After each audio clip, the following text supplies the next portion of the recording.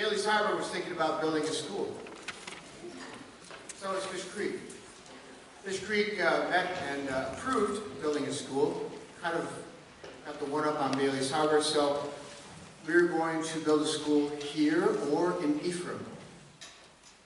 That November was the first November women could vote. And it was one of those beautiful Door County November days with snow and slush and rain and wind, and it was a low turnout. But there's a lot of women in the Fish Creek area that showed up and cast a ballot, and the school ended up being here in Fish Creek, back then, right? And not in Ephraim. Shortly after, the Department of Natural Resources donated this land to us. That doesn't happen much anymore. So, here we are today in this beautiful auditorium. Our first piece tonight is by Gustav Holst. Holst, he composed two works for military band. The first work in 1909, which is the first suite in E flat, and then in 1911, he composed the second suite in F. The first suite has 3 movements. So we're going back 100 years, and we're going to listen to what was going on then. The first movement is Jacone, and it's based on a simple melody. Hey, I'm going to ask, Eric, can you play that opening melody for us? Opening line? Yep.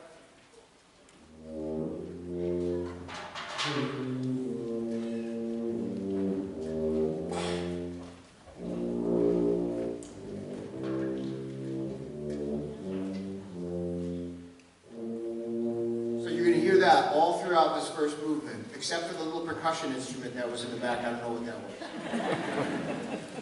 But I teach high school kids, so this kind of thing happens all the time. Thank you.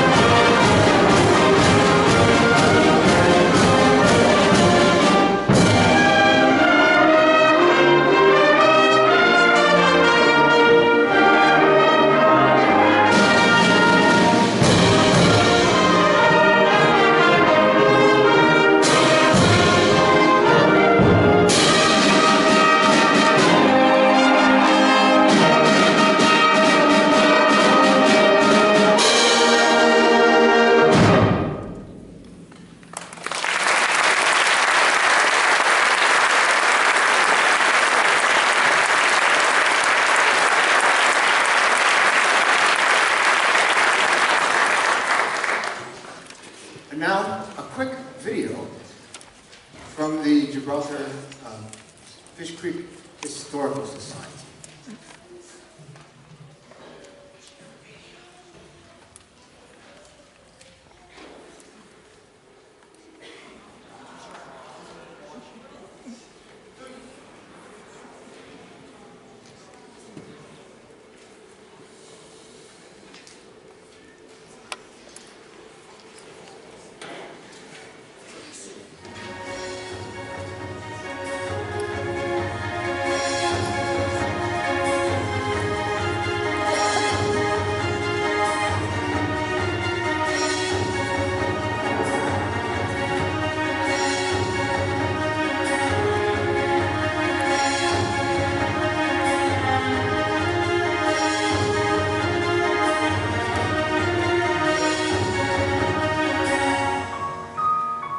I became a teacher because I loved my kindergarten teacher. Her name was Mrs. Erickson, and she had a helper, Mrs. Loving, and they were the kindest ladies you could ever imagine, and I wanted to be a teacher just like that. Well, I had always liked art, and they did not have an art class here at the school at the time. So when I went on to school, I proceeded to venture forth in art, and I just decided that that was kind of an interest, you know. So what I did was I had an art education degree with education as the, you know, as part of that.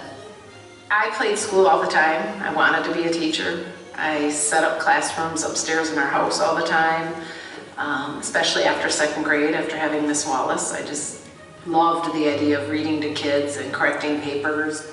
I decided to become a teacher after halfway through my freshman year in college. I was looking back at some of what I really enjoyed to do in high school, and one of those opportunities was being a high school helper in Mrs. Norton's first grade classroom.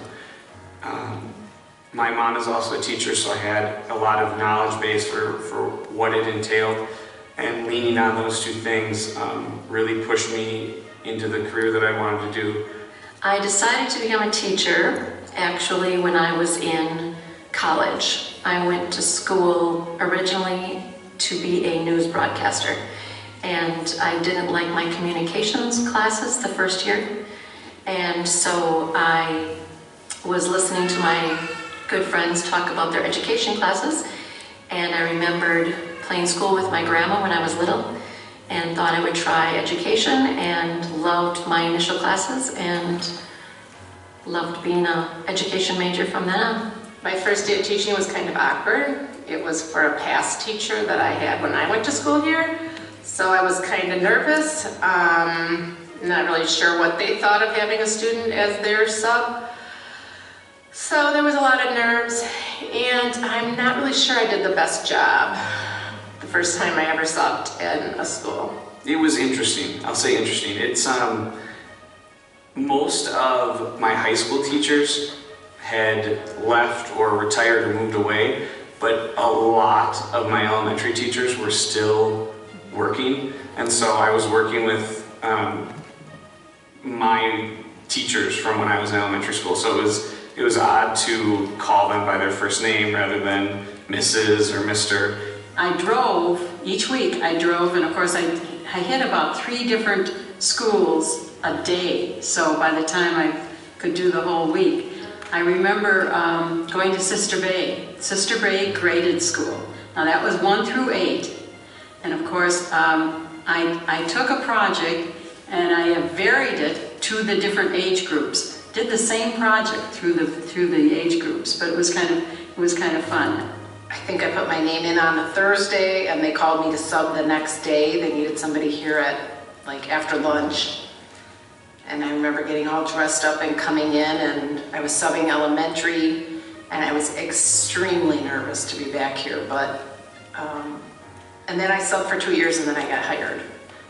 But my first experiences were subbing, and everybody was so kind and nice, and it's just been my home since. I do remember being very overly prepared. I prepared for weeks and weeks and weeks, and I had way too much ready for the students, and we really didn't get to anything about learning. We just learned about each other in the classroom and routines.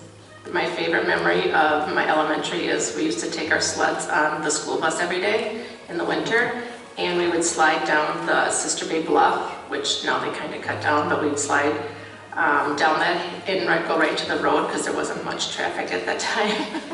On our class trip to Spain over spring break, my junior year, I was one of 2 students who lost their passport on the plane there to Spain.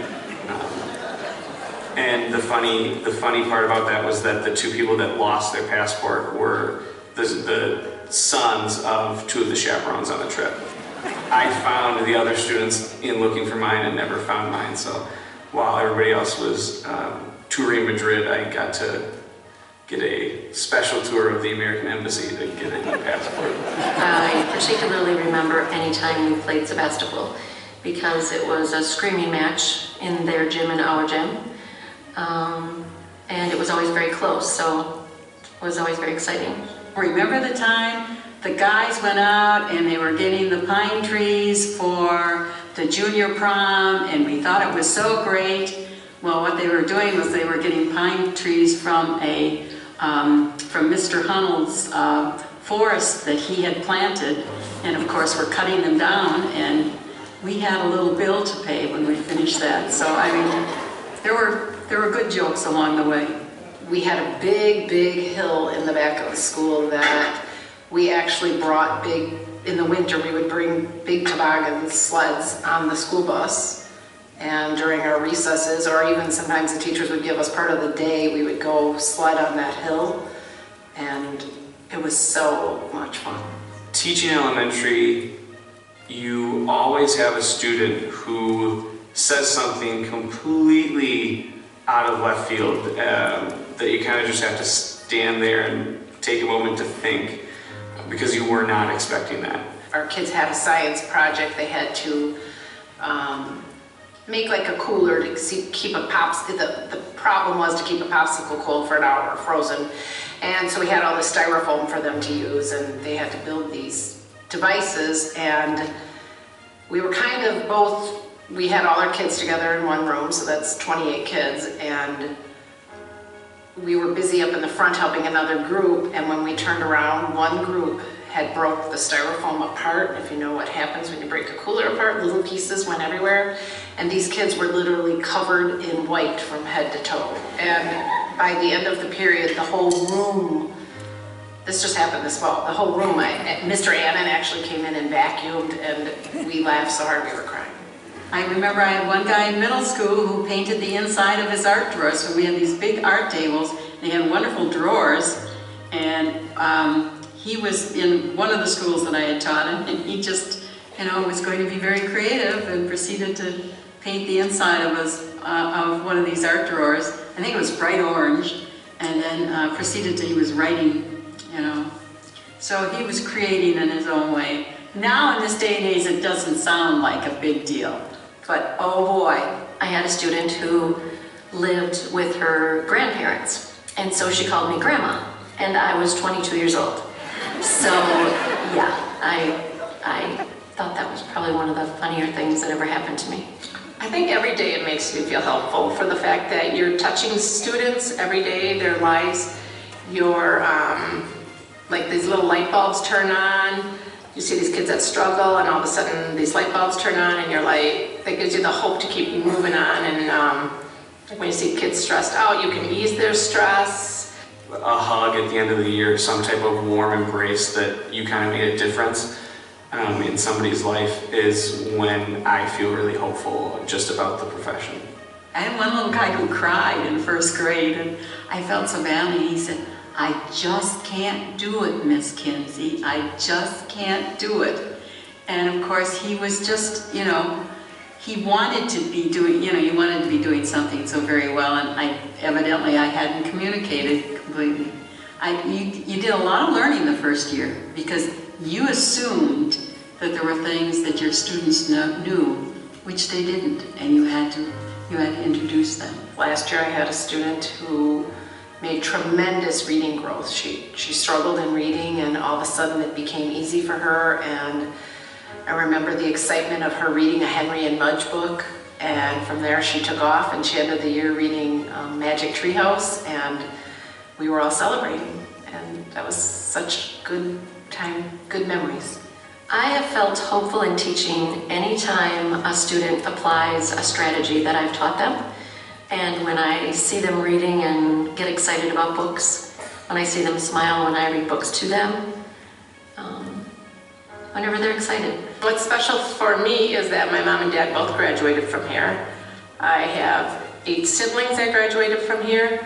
I have nieces and nephews that graduated from here, so it's just a real community school. It's very connected to my family in general, and I feel proud that my own students, my own kids get to be here. Athletes can be in theater, and musicians can be athletes, and there's really no labels at Gibraltar, which makes it incredibly unique. I think it's kind of interesting that Gibraltar has stayed about the same size. It doesn't seem to get a lot larger. It just kind of stays the same size. I think we have a wonderful environment up here. Our parents are much more involved than a lot of communities, and I think that people maybe are a little bit more relaxed and feel at home more than in other schools.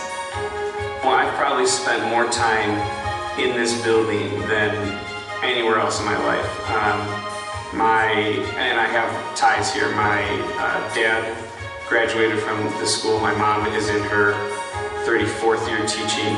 I've been in Gibraltar my entire life, and I loved school when I was a student, and I love school as a teacher. It's just a great school.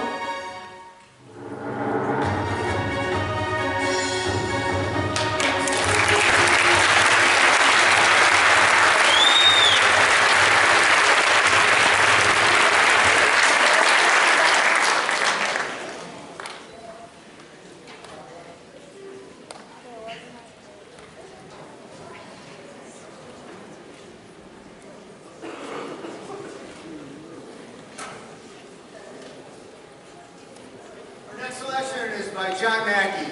It's called Foundry, and it was written for found percussion. I ordered a set of metal mixing bowls.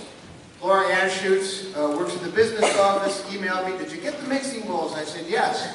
And we drilled holes in them and mounted them to drum stands, and we're going to beat on them with sticks. We have a piece of sheet metal that we have slung around a wooden frame. We have a brake drum with nuts and bolts stuck into it that will make some clanging sounds. And so when we have all this stuff going on in the percussion section, it kind of sounds like a steel foundry. So this is from 2011. This is about 100 years after the holes. This is called Foundry.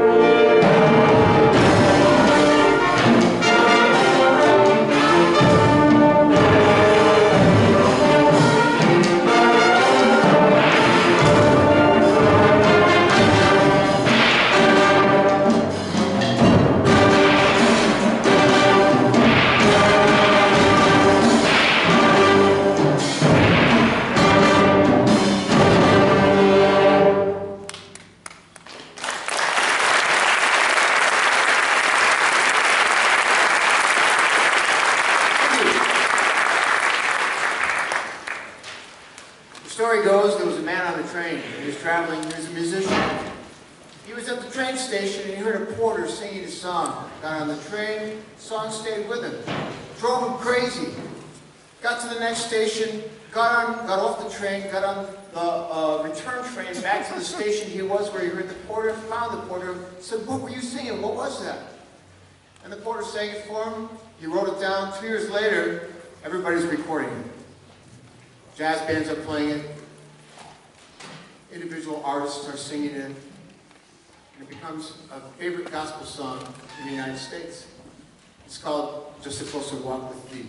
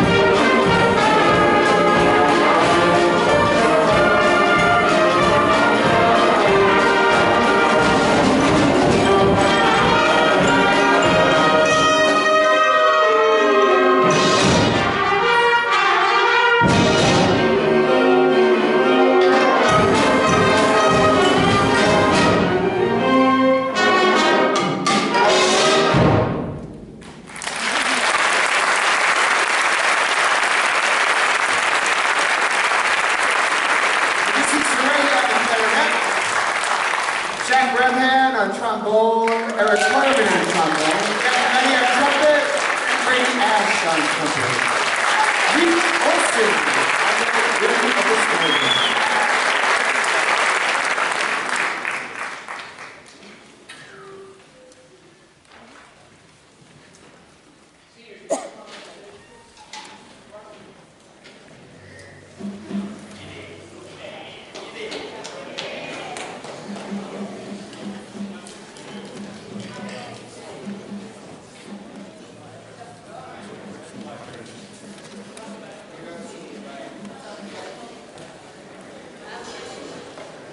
tonight is the night that I honor my students who were able to put up with me for 7 years. There have been many times that we performed on the stage together, but all things pass and all things end. And so now we change and we transition. I'd like to honor each one of these seniors, and I'm going to go in alphabetical order. Evan Henry. Evan, I need you to learn all the bass parts on the pep band songs and play them on a keyboard for pep band. Evan's like, okay. Evan, I need you to play snare on this song. Okay. Evan, can you play the marimba on this song? Yep, okay. Evan, I want you to play bass with the jazz combo, but I also want to make a play on your size and give you a really small keyboard and have you dress up like a pirate. Can I wear a cape? Eye patch? So, everything I ask Evan to do, you know, he does well. He does it without reservation. He is a scholar. He's an athlete, and he's a musician. And he should be wearing a cape. We'll give him one before he leaves for UW-Madison. Thank you, Evan.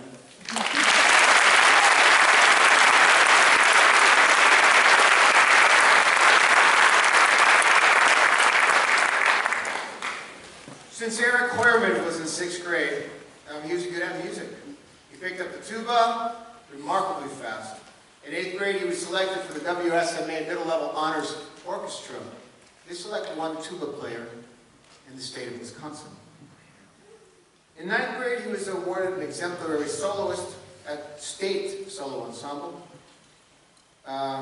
He, this year, became the first trombone at Gibraltar to go to state in the last 20 years on a trombone solo, and he's a tuba player.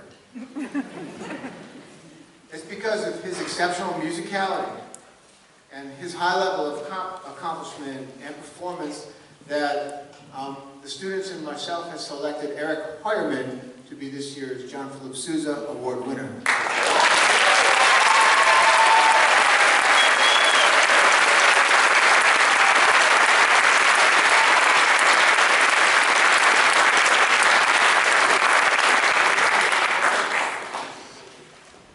Standing on the stage in Sturgeon Bay's auditorium just after the 8th grade jazz band played.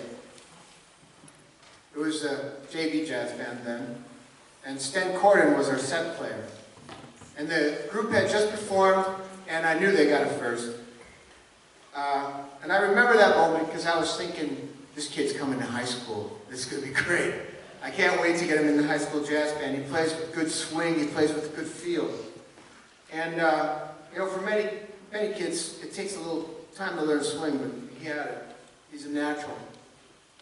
And then, a few months later, Stan, I'm going to get kind of personal, and Stan's lying in a coma in the hospital. After a day having fun on the water with his friends, we came to the point where none of us were sure if we were going to see him again. And we had no idea if he was going to be able to enjoy the things that he used to enjoy. And slowly but surely, he got better. And he worked his way back to school. And I was pretty glad to have him back. And then, he starts picking up the sticks again and laying down that swing. And so, without reservation, I'd like to let you know that our Louis Armstrong Award winner this year is Stan.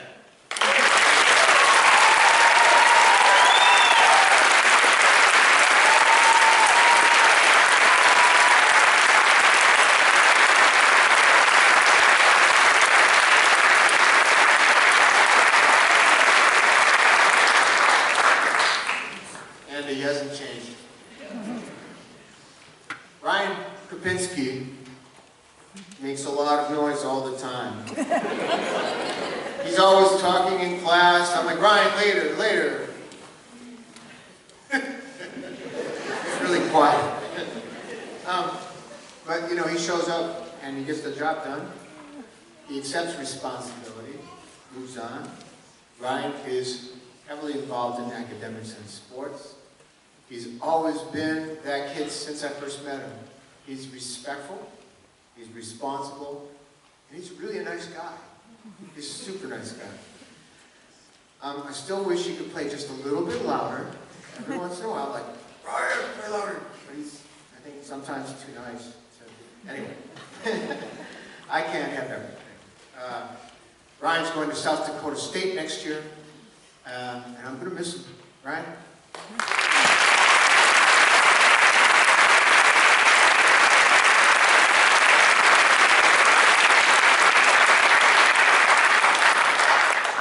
Jackson Krause is another quiet student. He doesn't say much. He shows up every day, goes about getting things done. Between him and Evan Henry, I knew that the parts would be assigned, the percussion section would be straightened out, and they would take action with their section. This year, our drum section was able to play this little thing during halftime at a basketball game, and they rocked the house. And my only regret was that they didn't do it a few times sooner. But they were really busy, being involved in a lot of things at school, and they couldn't all get here at the same time. If I did have an award for the best dressed dude of the band, it would be Jackson Krause. He's always got it together. Jackson.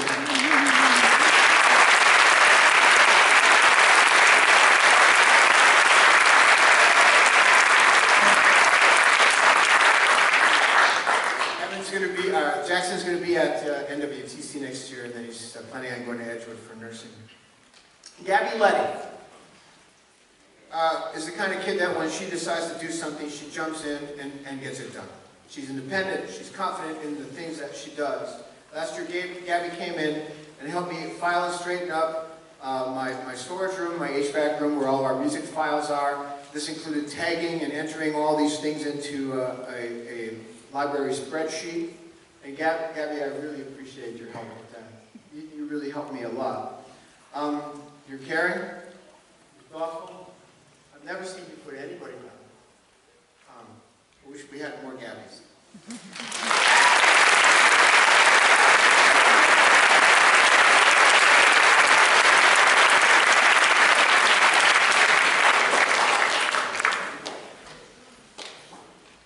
Max Macias.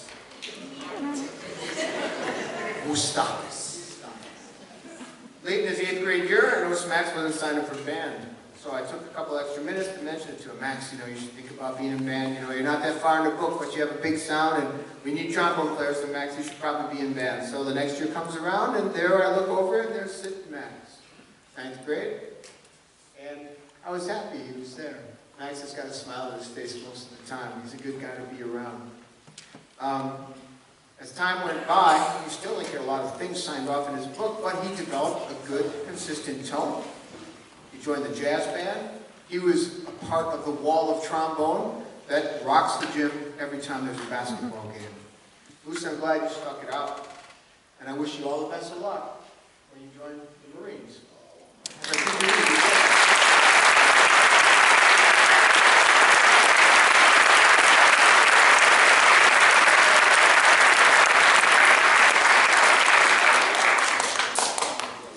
McCormick.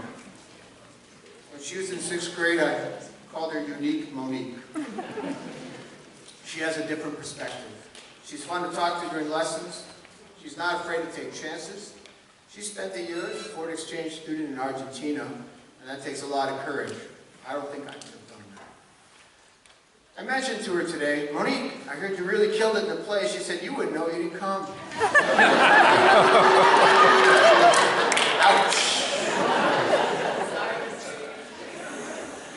That day I mentioned at Southern Door when I was watching STEM play, a lot of these kids were in that band. And Monique soloed that day on a tenor sax. And she's always been fearless when it comes to, it takes a lot of guts to stand up here and make things up on the fly and make them work with the music that you're playing. It's hard to improvise. And so, I kind of wish I could fail her in band so I could keep her here for another year because you owe me a year because you're in Argentina. But I know she's ready to move on. And so I'm going to miss you, Monique. She's going to UW-Madison next year.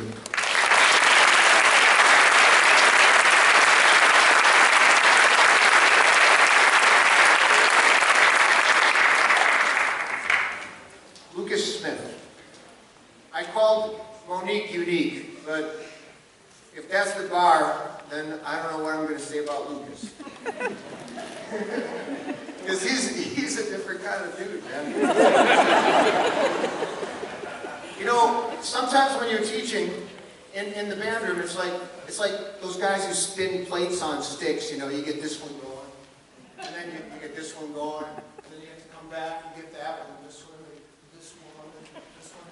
And so usually I'm running around the band room just trying to get by. And there's Lucas sitting in a chair looking at me, and he's like, we have jazz band today? I'm like, Luke, I'm sorry, I didn't tell you, like, jazz band isn't today. And then the next day we had jazz band, and then Lucas isn't there. And then he's in choir half the time.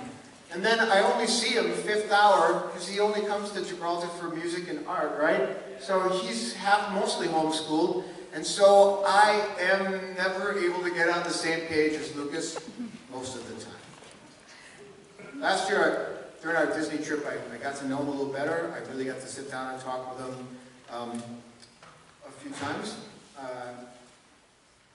So one thing I learned about Lucas is he's got an amazing eye for photography. I love his pictures. My wife wants to hire him to come over to our house and take some pictures of her cats. But we already have 3,000. But I'd like for him to come over and do that. You know, and Monique ran this little talent show. And I'm going to bring this up, Lucas, because it's the most amazing thing I've ever seen. You missed it. He came on the stage on a unicycle, playing funicula on an alto saxophone while riding a unicycle. Yeah, you saw that? Anybody? Wasn't that amazing?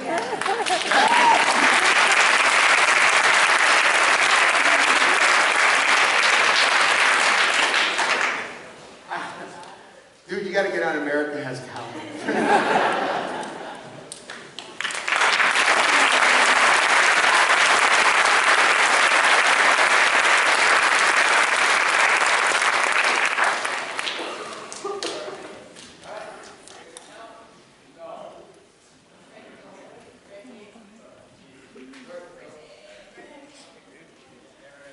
On behalf of the senior class and everyone in the band, we really appreciate you over the past few years.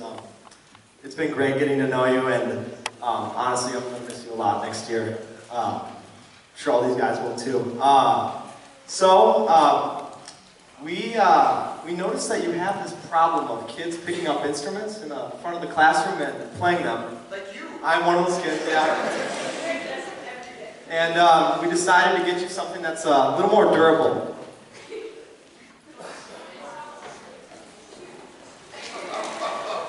Oh, man.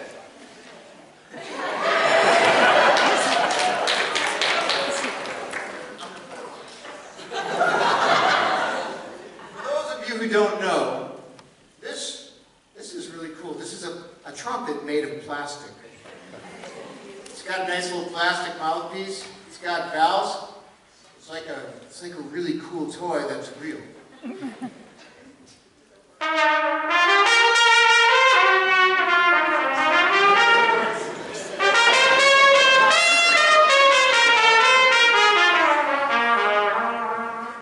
It's pretty cool.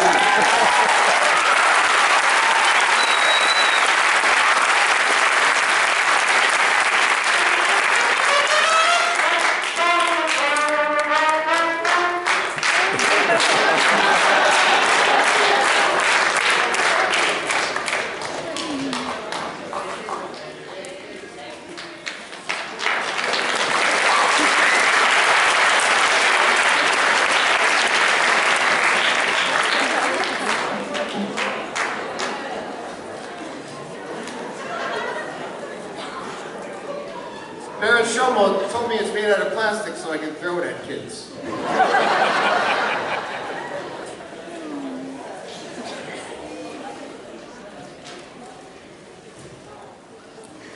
This next tune, and our last song of the night,